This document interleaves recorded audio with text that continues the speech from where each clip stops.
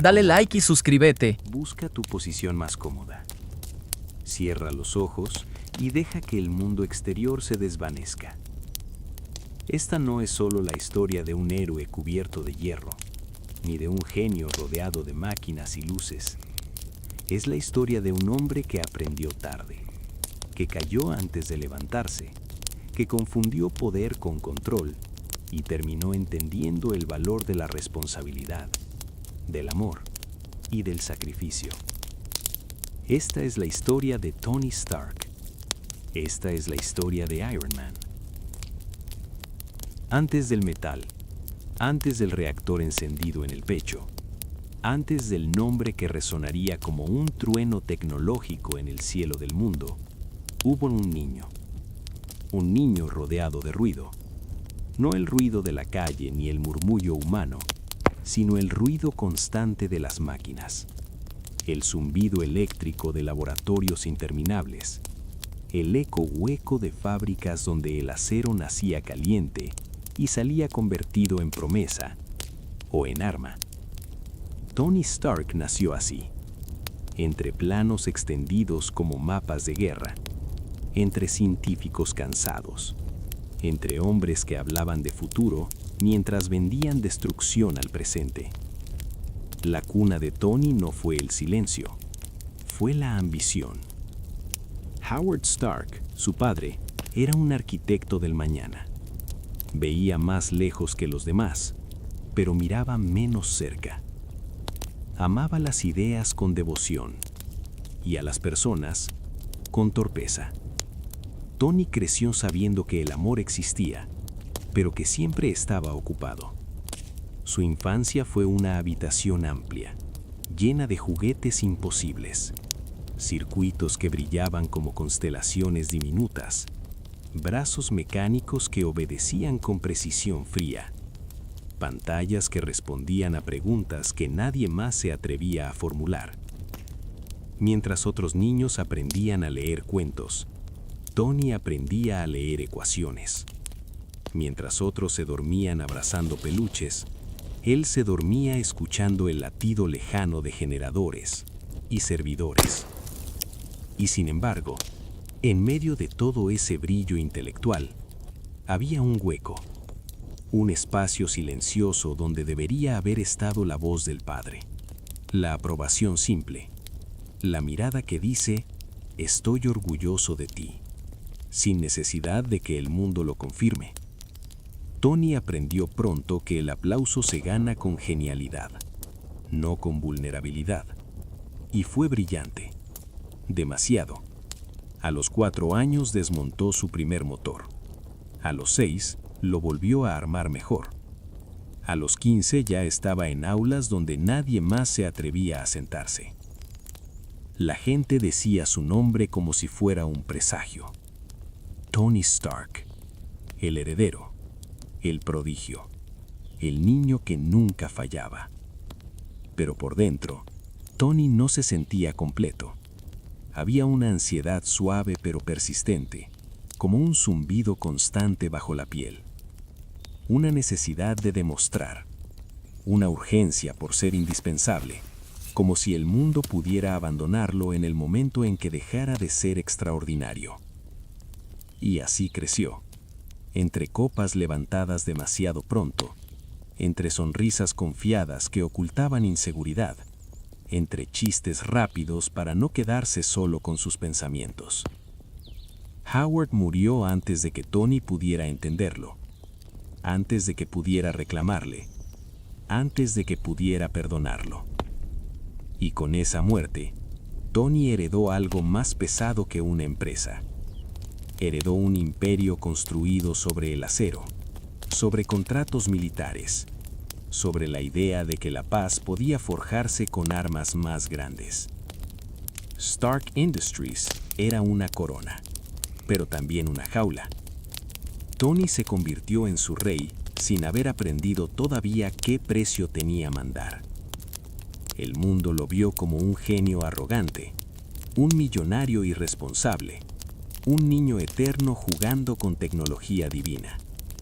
Y en parte tenían razón. porque Tony creía que era invencible. Creía que la inteligencia bastaba, que el dinero protegía, que el peligro siempre le ocurría a otros. Hasta que un día, en una tierra lejana, el ruido de las máquinas se transformó en explosión. Y el hierro, por primera vez, no fue una idea, sino una herida. El desierto no avisa, no da señales antes de volverse trampa, ni ofrece despedidas elegantes. El desierto simplemente ocurre, como ocurre la verdad cuando ya no hay forma de evitarla. Tony Stark viajaba confiado, rodeado de soldados, de vehículos blindados, de la certeza cómoda de que su nombre era un escudo.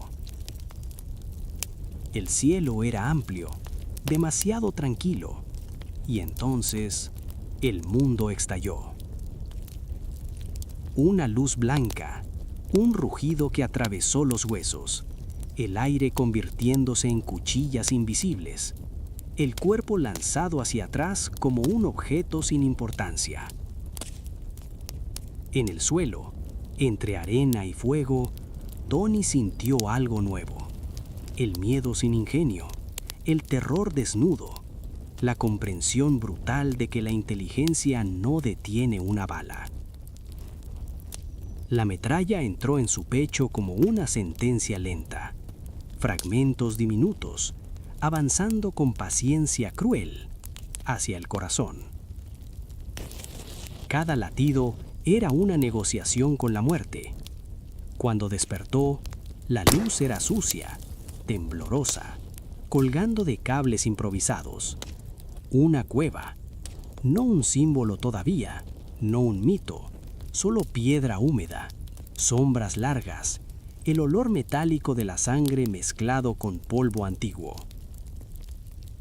Allí conoció a Incen, un hombre de voz tranquila, de mirada cansada y bondadosa a pesar del cautiverio, un médico sin hospital, un prisionero con más humanidad que todos los guardias juntos.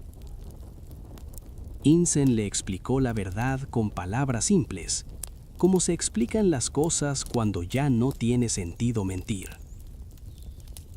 La metralla avanzaba, el tiempo era corto, la muerte era metódica, pero Tony Stark no había llegado tan lejos para morir sin intentar entender.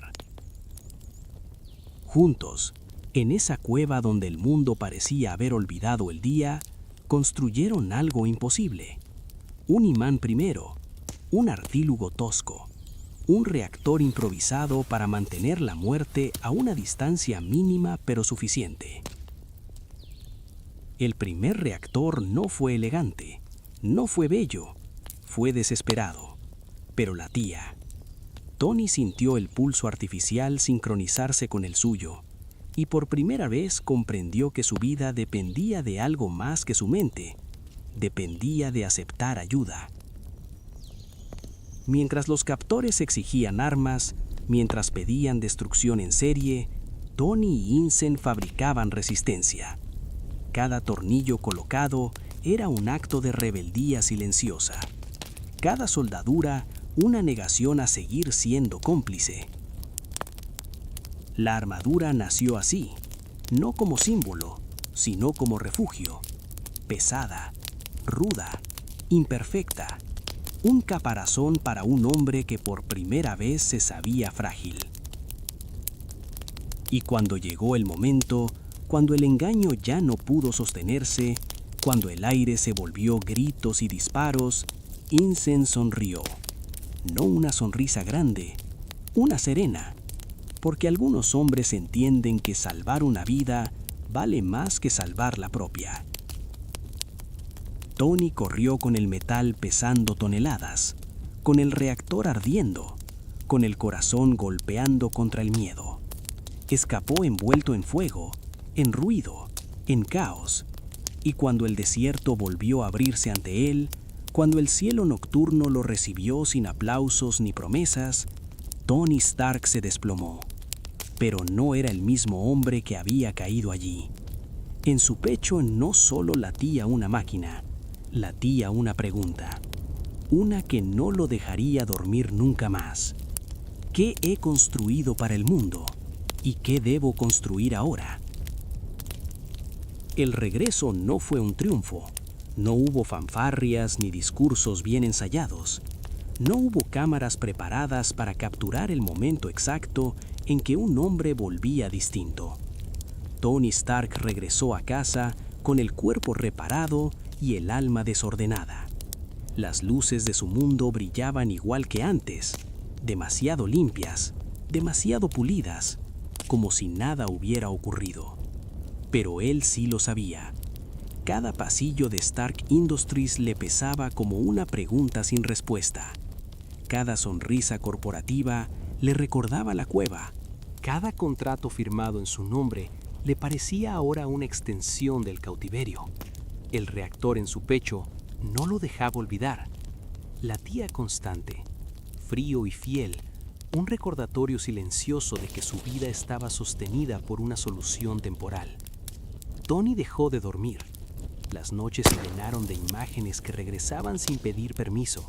El rostro de Yinsen, la arena ardiendo, el sonido seco de los disparos, la sensación de correr con el miedo respirándole en la nuca. Y en ese insomnio nació la culpa. No una culpa ruidosa, sino una persistente, una que se sienta al borde de la cama y no se va. Tony empezó a mirar su legado como se mira una herida antigua que de pronto vuelve a doler.